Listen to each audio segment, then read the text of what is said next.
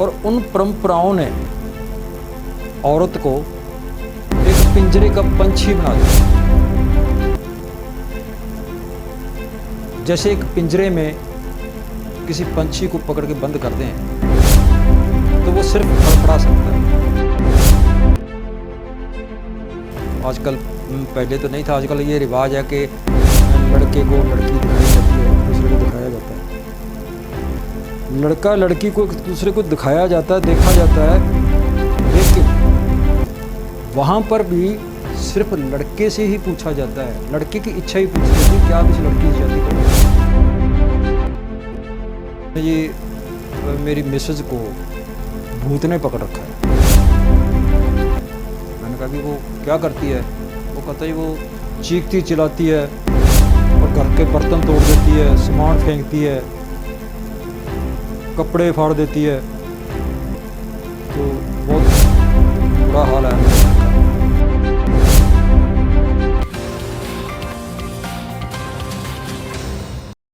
जैसे कि मैंने पिछली वीडियो में बताया था कि ये जो जिसको लोग भूत प्रेत आत्माएं चुड़ैल डायन वगैरह समझते हैं, तो वो 99% औरतों को ही होती है। ये मैंने पिछली वीडियो में बताया था। अब उस बात को फिर दोहरा रहा हूँ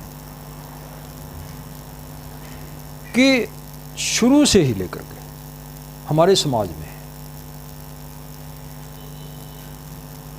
के लोगों ने कुछ परंपराएं शुरू की।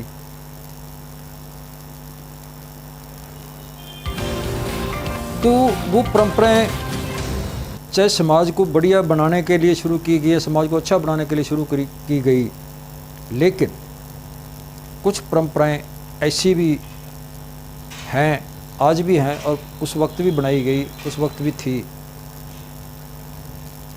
और उन परंपराओं ने औरत को एक पिंजरे का पंछी बना दिया। जैसे एक पिंजरे में किसी पंछी को पकड़ के बंद कर दें तो वो सिर्फ फड़फड़ा सकता है, लेकिन जो परंपराएं हमारे समाज में बनाई गई औरत को लेकर के, कुछ ऐसी परंपराएं कि वो सिर्फ औरत पे ही लागू होती है। अब आदमी कुछ भी करता है, चाहे वो नशा करता है, जुआ खेलता है, कोई और गलत काम करता है, जो भी कुछ गलत करता है उसको इतनी गंभीरता से नहीं लिया जाता। लेकिन इन परंपराओं में जकड़ी हुई औरत अगर 2 मिनट के लिए दरवाजे पे भी खड़ी हो जाए बाहर, तो वो सवालों के घेरे में आ जाती है। पूरा परिवार उसको सैकड़े किस्म के सवाल करते हैं कि आप वहाँ पे क्यों खड़ी थी। तो जब इतने बंधन औरत के ऊपर लगा दिए जाते हैं तो वो कुदरती है कि मानसिक डिप्रेशन का शिकार रहेगी। आदमी कुछ भी करता है, कोई फर्क नहीं पड़ता। यही कारण है कि बहुत सारियां समस्याएं जो हैं औरतों को ही दरपेश होती हैं, औरतें ही इनका शिकार होती हैं, और मानसिक रोग भी ज़्यादातर औरतों को होते हैं। लेकिन इन मानसिक रोगों को लोग नहीं समझते। और एक ये भी इसको धारणा मान लो, या मेरी सोच के अनुसार कि हमारे समाज की एक ये सोच है कि औरत को तो जिस खूंटे में मर्जी बांध दो। हम लड़की की शादी करते हैं, बेटे की शादी करते हैं, तो आजकल, पहले तो नहीं था, आजकल ये रिवाज है कि लड़के को लड़की दिखाई जाती है, एक दूसरे को दिखाया जाता है। लड़का लड़की को एक दूसरे को दिखाया जाता है, देखा जाता है, लेकिन वहाँ पर भी सिर्फ लड़के से ही पूछा जाता है, लड़के की इच्छा ही पूछी जाती है, क्या आप इस लड़की से शादी करोगे। मगर मैंने नहीं आज तक कहीं देखा सुना कि कहीं लड़की से पूछा गया हो कि क्या आपको ये लड़का पसंद है, क्या आप यहाँ शादी करनी चाहेंगी, जिसके साथ उसने पूरी ज़िंदगी गुजारनी है। लड़की की इच्छा को नहीं समझा जाता और ना ही उनसे पूछा जाता है। तो हमारा समाज सोचता है कि बेटी तो जहाँ भी जाएगी सुखी रहेगी, पर लड़की की इच्छा क्या है, क्योंकि औरत की इच्छा क्या है, इस पे ध्यान नहीं दिया जाता। तो ऐसे ही एक केस मैं आपको बताने जा रहा हूँ जो आज से बहुत साल पहले यहाँ पे वापरा था। और मेरे पास आए थे वो, मेरे पास यहीं पे दफ्तर में बहुत साल पहले एक कोई 40-45 वर्ष के ऊपर का ही आदमी था, एम्प्लॉय था, सरकारी जॉब थी उसकी, सरकारी जॉब में लगा हुआ था वो, लेकिन वो पंजाब का नहीं था, किसी दूसरे स्टेट का था वो मेरे पास आए, वो आया और उसके साथ 1-2 आदमी और थे। तो वो बोला कि सोनी जी मेरी मिसेज को भूत ने पकड़ रखा है। मैंने कहा कि वो क्या करती है? वो कहता है वो चीखती चिल्लाती है और घर के बर्तन तोड़ देती है, सामान फेंकती है, कपड़े फाड़ देती है, तो बहुत बुरा हाल है हमारे घर का। मैंने पूछा भी ये कब से है? बोला कि यही कोई 7-8 महीने से। मैंने कहा भी चलो ऐसे करो, आप अपने मिसेज को, अपने घरवाली को यहाँ पर दफ्तर में ले आओ। वो बोला जी इस स्थिति में वो आने की स्थिति में नहीं है। मैंने कहा क्यों? कहा बोला वो तो 4 पैसे उठती नहीं है, तो आप मेहरबानी करके आप हमारे घर चलें, तो जैसे भी हो आप हम कोई समस्या से छुटकारा दिलाएं। मैंने कहा ठीक है कोई बात नहीं, तुम्हारे घर चलते हैं। चलो उस दिन मैं खाली था, अपने एक साथी को साथ में लिया, हम उनके घर चले गए। जैसे उसके घर में एंटर हुए तो मैंने देखा चारपाई पर एक युवती पड़ी है, यही कोई 20-22 साल की। तो जैसे उसने इशारा किया कि सर ये मेरी वाइफ है, तो मेरे को एकदम झटका लगा उसको देख के। ये तो कम से कम 45-46 साल की उम्र होगी और ये युवती ज़्यादा 20-21 साल की होगी है, इसकी वाइफ कैसे है? तो वो बात को समझ गया। मैंने कहा यार आपकी वाइफ है, शादी कब हुई आपकी? बोला सर आप बैठिए मैं बताता हूँ। हम जैसे उनके कमरे में बैठे तो मैंने पूछा भी आप चक्कर क्या है, मेरे को उस पूरी बात बताओ। बोला सर मेरी पहली वाइफ की मौत हो चुकी है और ये मैंने दूसरी शादी की है अपने देश में, वहाँ से मैं दूसरी शादी करके लाया हूँ। तो मैंने कहा तुम्हारे बच्चे कितने हैं? बोला ये 2 बच्चे, एक 18 साल की लड़की है और एक 14-15 साल का लड़का है। मैंने कहा शादी को कितना देर हो गया? बोला ये शादी को ये कोई 7-8 महीने हुए हैं। 2 महीने तो ठीक रहा, 2 महीने बाद इसको भूत ने पकड़ लिया। मैंने देखा भी समस्या तो काफ़ी गंभीर है। चलो मैंने जैसे तैसे करके वो लड़की को कमरे में बुलाया, बैठे, तो उसका बुरा हाल था। मैंने उनसे बातचीत शुरू की कि भाई आप ऐसा क्यों कर रही हो? तो वो बोली सर ऐसा ना करूं तो और क्या करूं?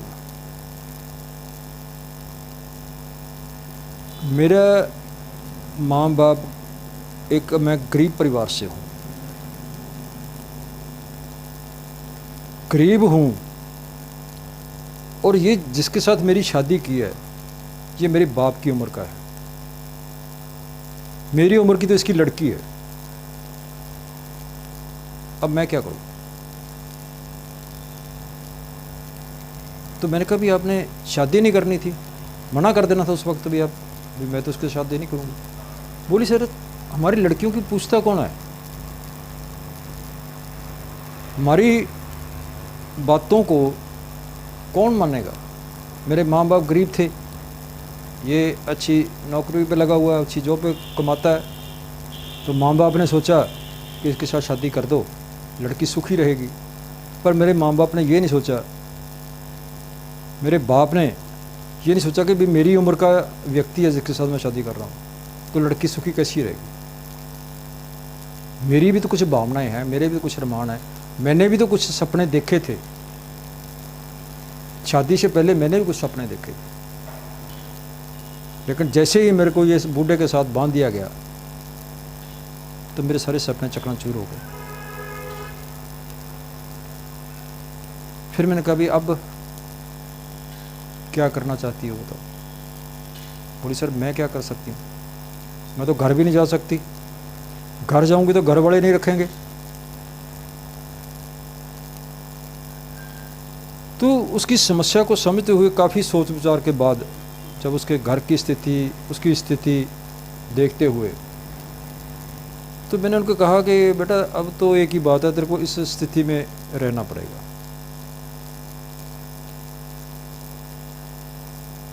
अब तुम कह रही हो कि मैं घर भी नहीं जा सकती, मेरे को घर वाले भी नहीं रखेंगे, तो कहाँ जाओगे। अब तुम्हारी जो मजबूरियां हैं, तुम्हारी गरीबी ने ही तुमको इस हालत में डाल दिया। तुम्हारे माँ बाप ने नहीं कुछ सोचा, तो अब आपको इस हालात से समझौता करना पड़ेगा। जैसे भी है आपको इसी के साथ जीवन गुजारना पड़ेगा। चाहे आप खुशी खुशी गुजारो, जैसे भी गुजारो, तो तुम्हें जीवन इसके साथ गुजारना पड़ेगा।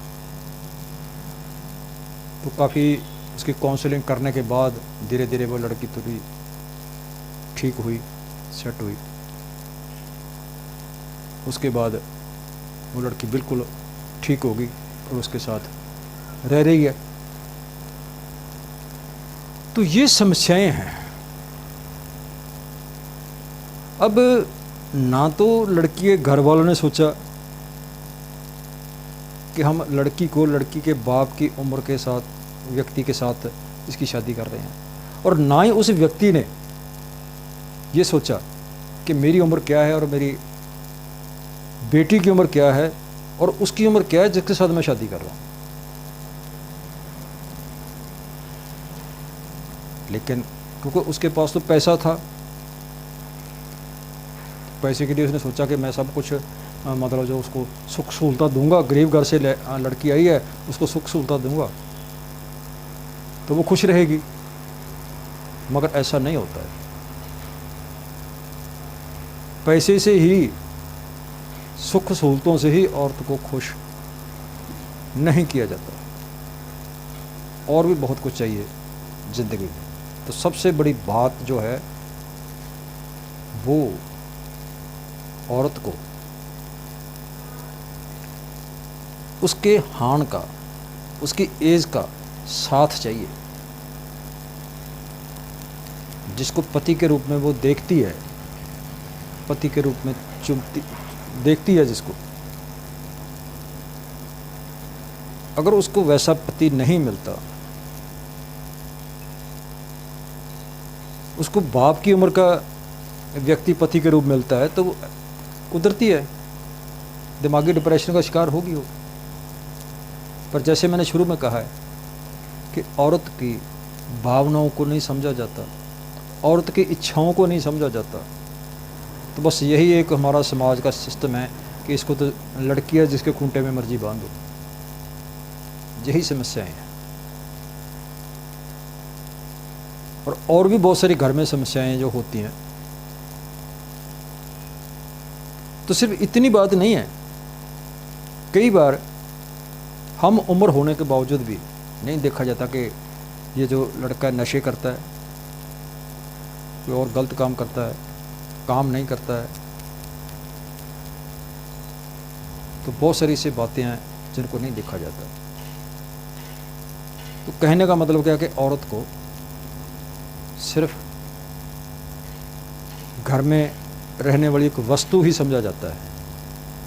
जब तक औरत को घर में ये रहने वाली वस्तु ही समझा जाएगा, तब तक ये भूत प्रेत आपके घरों से नहीं निकलेंगे। जब अब लोग औरत को एक मनुष्य के रूप में, एक व्यक्ति के रूप में समझोगे, उनकी भावनाओं को समझोगे, उनको बराबर का अधिकार, बराबर का मान सत्कार दोगे, तो कभी भी ये औरतों को भूत प्रेत नहीं होंगे। For more contents related to rational thinking, subscribe our Tarkshil TV channel now. For instant updates of new videos, don't forget to press the bell icon.